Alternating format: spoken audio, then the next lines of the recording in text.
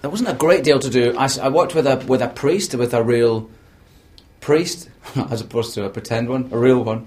And so he was kind of on set, and he was there with me if we needed to do technical things, like, we performed the mass at the Pope's funeral in the movie, and there are other ceremonies like the sealing of the doors for conclave, where the cardinals all decide who's going to be the next pope. And those kind of things are really traditional and ritualized, and things that I know nothing about. So he was there to help me technically enact those things. And also, if there were any kind of priest-based questions, I would ask him about them. But really, other than that, there's not a great deal of research to do. It's a thriller. And the only kind of firm research I did is they gave me quite a lot of documentaries that have been made about the Vatican. But they're extraordinarily boring, and it was quite impossible to stay awake through even one of them. So I didn't get through many of those.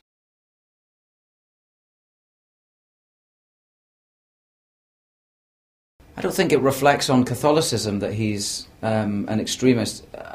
It's his issue, and it's his belief in his church. I'm certainly not making any statement about the church as a whole. It's his point of view. His point of view is that the church needs to be tougher and more conservative and stronger, and he feels that it's becoming the kind of liberalised wishy-washiness of it is bringing about its downfall. It's quite interesting for this time, because the Pope at the moment is quite conservative right-wing guy, so it's quite interesting. But I don't think I'm not suggesting that he would go to the extremes that my character does, and not at all.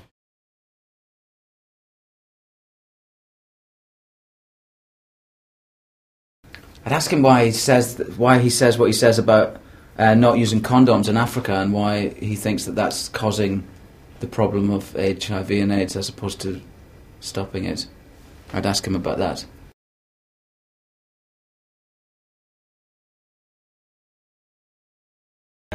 I did jump out of the helicopter, but you don't see me jump out of the helicopter.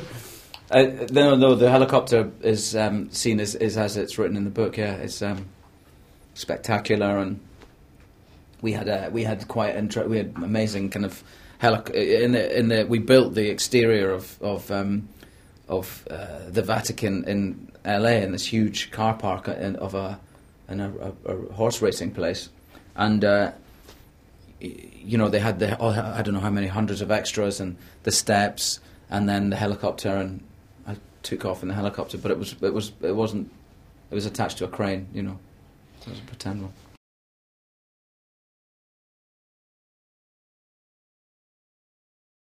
I was disappointed not to be able to shoot in Rome, just because I would like to have been there for a few weeks, and I love that city so much that it would be lovely to be there to work and have an excuse to be there, properly.